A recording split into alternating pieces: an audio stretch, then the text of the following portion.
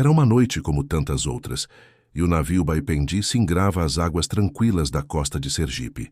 A bordo, civis, militares, famílias, 270 almas alheias ao destino funesto que as aguardava. Subitamente, às 20h12 de 15 de agosto de 1942, o Atlântico se abriu em fúria. Um torpedo alemão rasgou o casco da embarcação, seguido por outro. Em apenas 3 minutos de horror indizível, o Baipendi desapareceu nas profundezas, levando consigo todas as vidas a bordo. A surpresa e o pavor foram palpáveis. Como era possível? O Brasil, um país que se declarava neutro, estava sendo atacado em suas próprias águas. O choque da população brasileira foi imenso, uma ferida aberta que clamava por justiça e entendimento. Para compreender a complexidade desse momento, precisamos recuar um pouco no tempo e mergulhar na intrincada política de Getúlio Vargas. O Brasil, sob a liderança de Vargas, navegava em águas turbulentas, tentando equilibrar-se entre as potências do eixo e os aliados. Vargas, um líder pragmático e nacionalista, mantinha uma postura ambígua.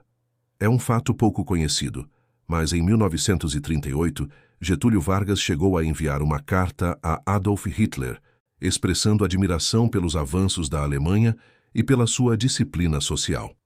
Esse flerte ideológico, somado aos interesses econômicos e à busca por modernização industrial, colocava o Brasil numa encruzilhada diplomática.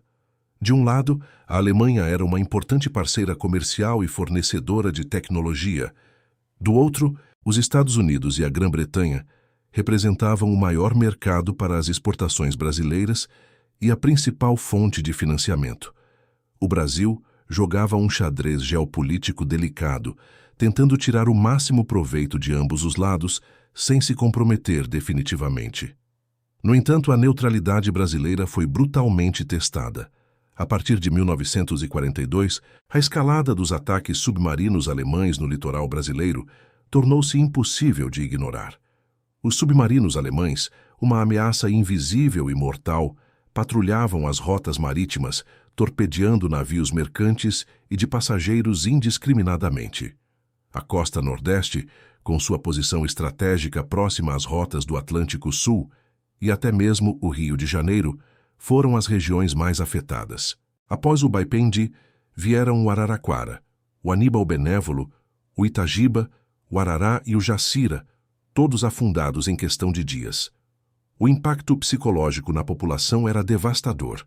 O medo de viajar de navio, a escassez de produtos e a sensação de vulnerabilidade pairavam no ar. A economia brasileira, que dependia fortemente do transporte marítimo, começou a sentir os golpes. A paciência do povo brasileiro esgotou-se. A revolta popular irrompeu em manifestações por todo o país. As ruas clamavam por uma resposta. Pessoas comuns, estudantes, operários, todos exigiam uma declaração de guerra. O que fazer quando um país neutro é agredido de forma tão brutal e covarde? Quem pagaria por esses atos de guerra que ceifavam vidas inocentes e ameaçavam a soberania nacional? A pressão sobre Getúlio Vargas tornou-se insustentável. A era da neutralidade chegara ao fim. O Brasil não podia mais ficar à margem de um conflito que já batia à sua porta. Antes de continuarmos, inscreva-se no canal e diga-nos nos comentários de onde você está assistindo. A pressão popular e a insustentabilidade da posição de neutralidade culminaram em uma decisão histórica. Em 22 de agosto de 1942, o Brasil declarou guerra à Alemanha e à Itália. A inevitabilidade se concretizou. Não era mais uma questão de escolha, mas de honra e sobrevivência. Essa decisão, tomada por Getúlio Vargas, mudou o rumo do Brasil para sempre. As implicações políticas foram imensas, alinhando o país definitivamente com os aliados e redefinindo sua posição no cenário global. Socialmente, a declaração de guerra uniu a nação em um propósito comum, mas também despertou ansiedade e incerteza sobre o futuro. Com a declaração de guerra, veio o desafio monumental de criar uma força militar capaz de lutar em um conflito de escala mundial. Nascia, então, a Força Expedicionária Brasileira, a FEB. O Brasil, um país sem experiência em guerras modernas, e com um exército que há muito não participava de grandes conflitos, enfrentava a tarefa de montar uma força expedicionária do zero. Parecia uma missão impossível. Foi nesse contexto que surgiu a famosa expressão "a cobra vai fumar", dita inicialmente como uma piada interna, uma forma sarcástica de expressar a improbabilidade de o Brasil realmente enviar tropas para a Europa. A frase se tornou um símbolo de desafio e determinação. Significava que, se a cobra fumasse, algo impensável aconteceria, e a FEB faria a cobra fumar. O treinamento e a preparação dos pracinhas foram marcados por dificuldades e improvisação. Muitos dos recrutas eram jovens, vindos de diversas regiões do país, com pouca ou nenhuma experiência militar. A diversidade dos homens que compunham a FEB era espantosa. Havia desde fazendeiros do interior até operários das grandes cidades, estudantes e profissionais liberais. Todos agora unidos sob a mesma farda, aprendendo a manusear armas, a marchar em formação e a sobreviver em condições adversas. O preparo físico e tático era intenso, muitas vezes realizado com equipamentos improvisados e em campos de treinamento que mal atendiam às exigências de um conflito moderno. A improvisação era a palavra de ordem, mas a garra dos pracinhas compensava muitas das deficiências. A logística da viagem para a Europa foi um capítulo à parte. Milhares de soldados brasileiros, os pracinhas da FEB, foram embarcados em navios de transporte, cruzando o Atlântico em comboios que zigue-zagueavam para evitar os temíveis submarinos alemães. A bordo, as expectativas e os medos se misturavam. Muitos nunca haviam saído de suas cidades natais e agora estavam a caminho de um continente devastado pela guerra, para enfrentar um inimigo desconhecido em terras distantes. As famílias deixadas para trás viviam a angústia da espera, sem saber se seus entes queridos retornariam. A viagem era longa, perigosa e cheia de incertezas, um prelúdio para os desafios muito maiores que os aguardavam nos campos de batalha da Itália. A FEB então partiu, levando consigo a esperança e a determinação de uma nação. A cobra estava prestes a fumar e o mundo observava. Os péricos pracinhas, com sua coragem inata e seu espírito de sacrifício, estavam prontos para escrever um novo capítulo na história do Brasil. Eles carregavam o peso da expectativa de um país inteiro e a responsabilidade de provar que o Brasil não era apenas um observador passivo, mas um participante ativo na luta pela liberdade e pela democracia. A travessia do Atlântico era mais do que uma jornada física. Era uma passagem para a maturidade de uma nação que, pela primeira vez, enviava seus filhos para lutar em solo estrangeiro em nome de uma causa global. A Itália os esperava, e com ela, o verdadeiro batismo de fogo que transformaria esses jovens em heróis. A chegada da Força Expedicionária Brasileira, a FEB, a Itália foi um choque em múltiplos sentidos. Depois de semanas no mar, os pracinhas da FEB desembarcaram em Nápoles, uma cidade já marcada pelas cicatrizes da guerra. O sol tropical do Brasil foi substituído pelo clima temperado e muitas vezes hostil do outono europeu. A paisagem, a cultura, a língua, tudo era diferente e desafiador. Para muitos, era a primeira vez fora do Brasil, e a transição do ambiente familiar para um teatro de guerra em solo estrangeiro exigiu uma adaptação rápida e dolorosa. O choque cultural não se resumiu apenas ao idioma ou à comida. Era a realidade crua da guerra, com suas cidades destruídas, os civis deslocados e a constante ameaça da morte que pairava no ar. A integração com as forças aliadas foi um processo gradual. O comando norte-americano, sob o qual a FEB operaria, tinha suas próprias táticas e protocolos. Os brasileiros, apesar de sua bravura e entusiasmo, eram vistos inicialmente com alguma desconfiança, dada a sua inexperiência em combate moderno.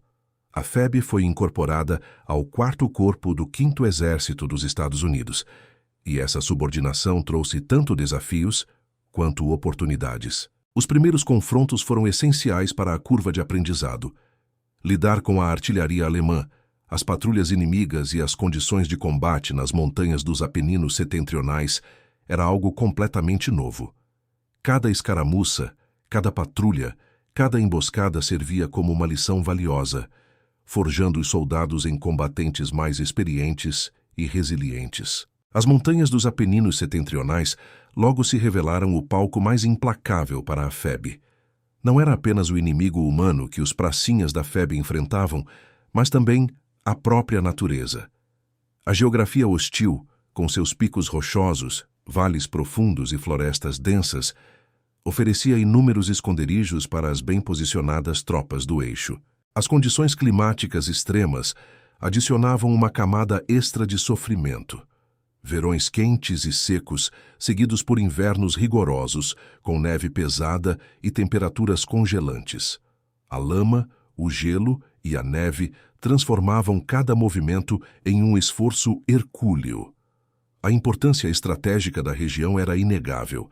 Ela formava a linha gótica, a última grande linha de defesa alemã na Itália, protegendo o Vale do Pó e o acesso ao norte da Europa. Romper essa linha era crucial para o avanço dos aliados. Enquanto os pracinhas da Febe se adaptavam e lutavam, a propaganda alemã tentava minar o moral das tropas e da população local. Espalhavam-se boatos absurdos, como a história de que os brasileiros comiam gente. Essa desinformação visava aterrorizar os civis italianos e desumanizar os soldados brasileiros, criando uma imagem de selvageria e primitivismo. Era uma tática psicológica para instigar o medo e a aversão. No entanto, a Febe lidou com essa desinformação com uma mistura de humor e dignidade. Os pracinhas da Febe, com sua simpatia e boa índole, rapidamente conquistaram a população local, desmentindo as mentiras com suas ações e seu respeito pela cultura e pelo povo italiano. A camaradagem e a solidariedade que demonstravam eram a melhor resposta à propaganda hostil. Apesar das dificuldades iniciais e da propaganda adversa, a Febe começou a mostrar seu valor. A capacidade de adaptação dos pracinhas da Febe, sua resiliência e seu espírito de luta começaram a ser reconhecidos pelos aliados. Os primeiros sucessos, ainda que modestos, foram cruciais para construir a confiança da tropa e provar sua capacidade de combate. Cada pequena vitória representava um passo importante na longa e árdua jornada que tinham pela frente. A cobra estava começando a se mexer, e o aroma da fumaça, embora ainda tênue, começava a se espalhar pelas montanhas da Itália. A experiência inicial, embora desafiadora, estava preparando a Febe para os grandes e decisivos combates que viriam, onde sua bravura seria testada ao limite. O batismo de fogo estava completo, e os brasileiros estavam prontos para mostrar ao mundo do que eram capazes. Com o batismo de fogo nas montanhas dos Apeninos setentrionais, a força expedicionária brasileira estava pronta para os desafios mais intensos.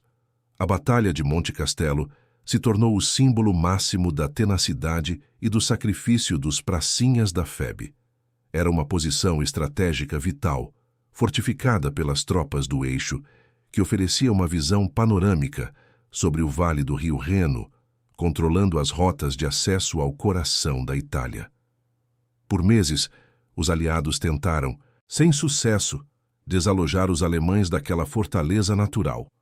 A Febe foi encarregada de uma das tarefas mais difíceis, e o que se seguiu foi uma sucessão de assaltos brutais e sangrentos.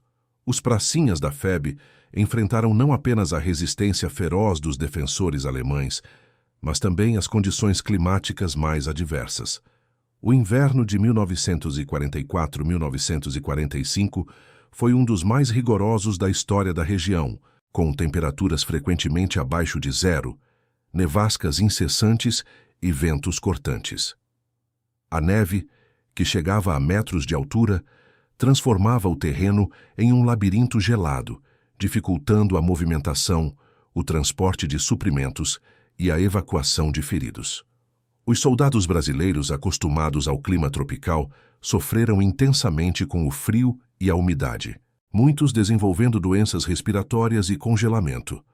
As pesadas baixas em cada tentativa de tomar Monte Castelo eram um testemunho da dificuldade da missão, mas, apesar de cada revés, a moral dos pracinhas da Febe permanecia inabalável, impulsionada por uma mistura de dever, camaradagem e uma inabalável crença na vitória. Finalmente, após 5 tentativas frustradas, a FEB planejou um ataque decisivo. Em 21 de fevereiro de 1945, sob uma intensa nevasca e um frio cortante, os pracinhas da FEB lançaram o ataque final a Monte Castelo. A batalha foi um inferno de granadas, tiros e combates corpo a corpo. Com uma coragem que beirava o insano, os soldados brasileiros avançaram em costa acima, passo a passo, conquistando cada metro de terreno com um custo elevado. Ao final do dia, a bandeira brasileira tremulava no topo de Monte Castelo. A vitória foi um marco, não apenas para a FEB, mas para o moral dos aliados em toda a frente italiana. Ela provou que os cobras fumantes eram uma força a ser reconhecida. Mas a guerra não parou ali. O próximo grande desafio seria a Batalha de Montese, uma cidade estrategicamente importante no avanço aliado rumo ao Vale do Pó. Em abril de 1945, a FEB liderou o ataque a Montese, enfrentando uma resistência alemã igualmente determinada. A batalha foi uma das mais violentas da campanha italiana, transformando a cidade em um campo de ruínas. Casa a casa, rua a rua, os pracinhas da FEB lutaram com uma ferocidade e determinação que surpreenderam até mesmo os experientes soldados alemães. A conquista de Montese, embora custosa, foi um dos maiores triunfos da FEB, abrindo caminho para o colapso final da linha gótica e a perseguição das forças do eixo. A bravura dos pracinhas da FEB em Monte Castelo e Montese não passou despercebida.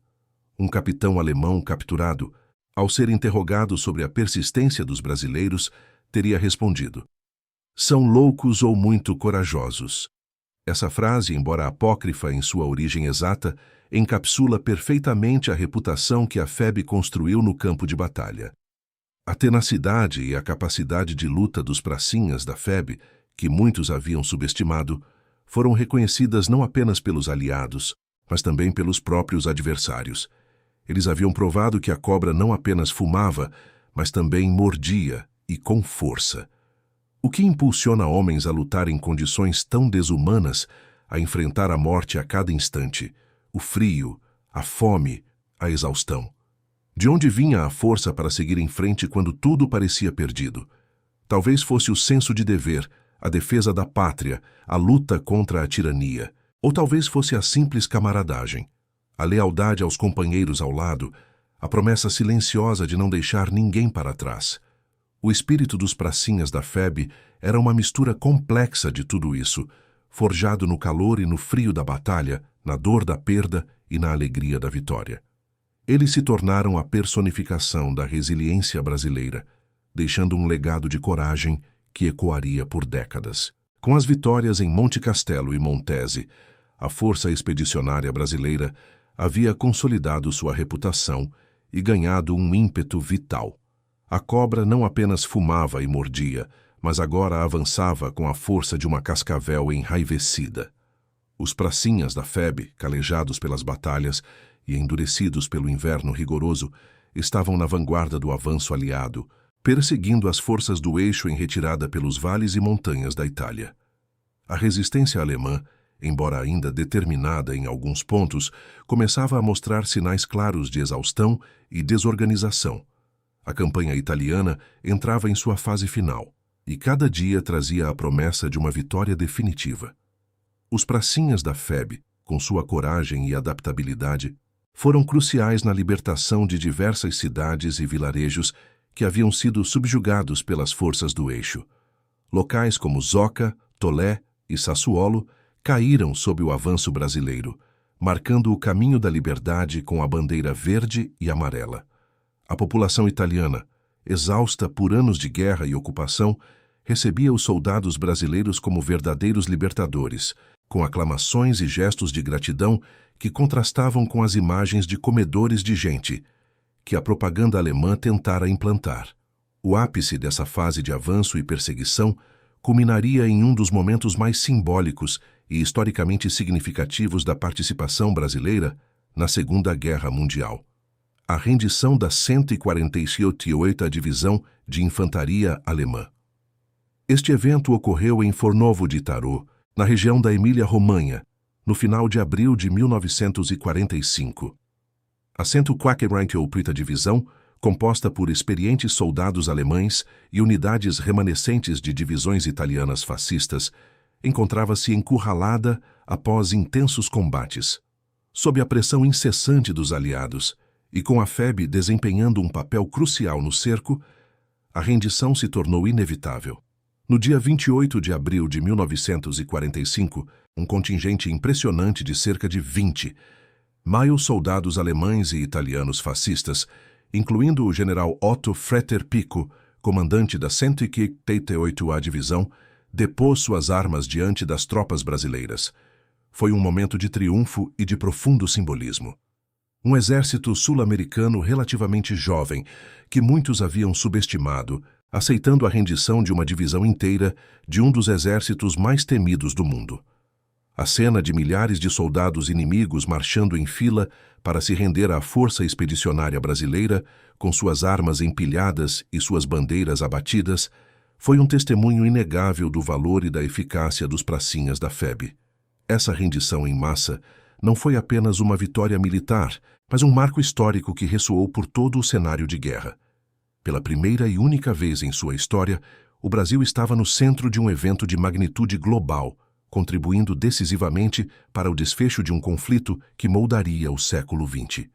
Para o Brasil, para o protagonista, foi a consagração de seu sacrifício e a prova de sua capacidade de atuar em escala mundial. A notícia da rendição da 148ª Divisão Alemã espalhou-se rapidamente entre as tropas aliadas, elevando ainda mais o moral. O fim da guerra na Europa estava iminente. Poucos dias depois, em 8 de maio de 1945, a Alemanha nazista assinou a rendição incondicional, pondo fim ao conflito no continente europeu. A alegria e o alívio que tomaram conta dos soldados brasileiros foram indescritíveis. A guerra havia terminado. As montanhas geladas, os combates sangrentos, a saudade de casa, tudo isso seria substituído pela esperança do retorno. Para os pracinhas da FEB, o pensamento de voltar para casa, para suas famílias e para o Brasil, era a maior das recompensas. Eles haviam cumprido sua missão com honra e bravura, deixando uma marca indelével na história mundial e no coração da Itália. O legado da FEB não se restringiu apenas aos campos de batalha. Após o cessar-fogo, os soldados brasileiros desempenharam um papel importante na reconstrução e na ajuda humanitária em algumas das áreas mais devastadas da Itália.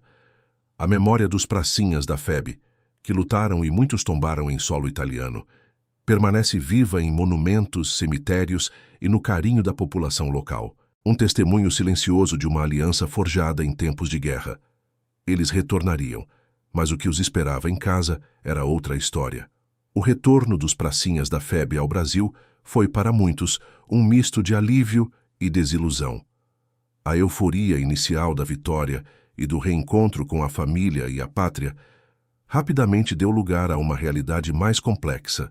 O entusiasmo da recepção, com desfiles e homenagens, foi efêmero. Aos poucos, a memória da participação brasileira na Segunda Guerra Mundial começou a desvanecer-se da consciência coletiva. Os heróis de Monte Castelo e Montese, os que aceitaram a rendição da 148ª Divisão Alemã, tornaram-se para muitos figuras de um passado distante, quase esquecido. As dificuldades de reintegração à vida civil foram imensas. Muitos pracinhas da FEB, que voltaram com traumas físicos e psicológicos da guerra, enfrentaram a falta de apoio governamental e a incompreensão da sociedade. O Brasil, o protagonista, estava mais preocupado em reajustar-se ao cenário político pós-Vargas e às novas dinâmicas globais, do que em cuidar daqueles que lutaram em seu nome. Não havia o mesmo reconhecimento e os programas de apoio que países como os Estados Unidos ofereceram a seus veteranos. A promessa de um futuro melhor, que havia impulsionado tantos jovens a lutar, muitas vezes não se concretizou. É um paradoxo cruel que a maior participação militar da história do Brasil, um momento de projeção internacional e de afirmação de sua capacidade, seja tão pouco lembrada. Por que a história da FEB, dos pracinhas da FEB, da cobra que fumou, não ocupa um lugar mais proeminente em nossa memória nacional? Talvez seja a complexidade da própria história brasileira, repleta de reviravoltas políticas e sociais, que ofuscaram o heroísmo da guerra. Talvez seja a dificuldade de um país em desenvolvimento em valorizar e preservar sua própria história militar. Mas essa história não pode e não deve ser esquecida. Ela carrega lições inestimáveis e uma relevância contemporânea que ressoa até hoje. A luta dos pracinhas da FEB foi uma luta pela democracia e contra o autoritarismo, contra a tirania do eixo que ameaçava a liberdade global. Em um mundo onde regimes autoritários ainda tentam silenciar vozes e reescrever a história, a coragem e o sacrifício daqueles homens servem como um lembrete poderoso do valor da liberdade e da necessidade de defendê-la. Eles nos mostram que, mesmo um país que se considerava neutro, pode ser chamado a lutar por princípios maiores. A história da FEB é um espelho que reflete a capacidade de superação do povo brasileiro. Homens de diferentes origens, classes sociais e regiões do Brasil, unidos por um propósito comum, enfrentaram um inimigo implacável em um cenário completamente estranho. Eles demonstraram uma tenacidade, uma adaptabilidade e um espírito de camaradagem que são, em sua essência, profundamente brasileiros. A frase "a cobra vai fumar" de uma piada interna sobre a improvável participação do Brasil na guerra transformou-se em um símbolo de determinação e de um heroísmo que superou todas as expectativas. Revisitar o passado da participação do Brasil na Segunda Guerra Mundial não é apenas um exercício de memória, mas um convite à reflexão. É um chamado para compreendermos de onde viemos, o que nos formou como nação e quais são os valores que devemos continuar a defender. O papel de documentários, livros e pesquisas é fundamental para manter viva a memória desses pracinhas da FEB, para que suas histórias não se percam nas brumas do tempo. O legado da FEB está nas cidades italianas que eles libertaram, nos monumentos que os homenageiam e, mais importante, na própria ideia de que o Brasil, o protagonista, é capaz de grandes feitos quando chamado a agir. Que a coragem desses homens, a resiliência demonstrada em meio ao caos da guerra e o sacrifício que fizeram sirvam de inspiração para as gerações futuras. Que nunca nos esqueçamos que a cobra não apenas fumou, mas lutou bravamente e venceu, deixando uma marca indelével na história da humanidade.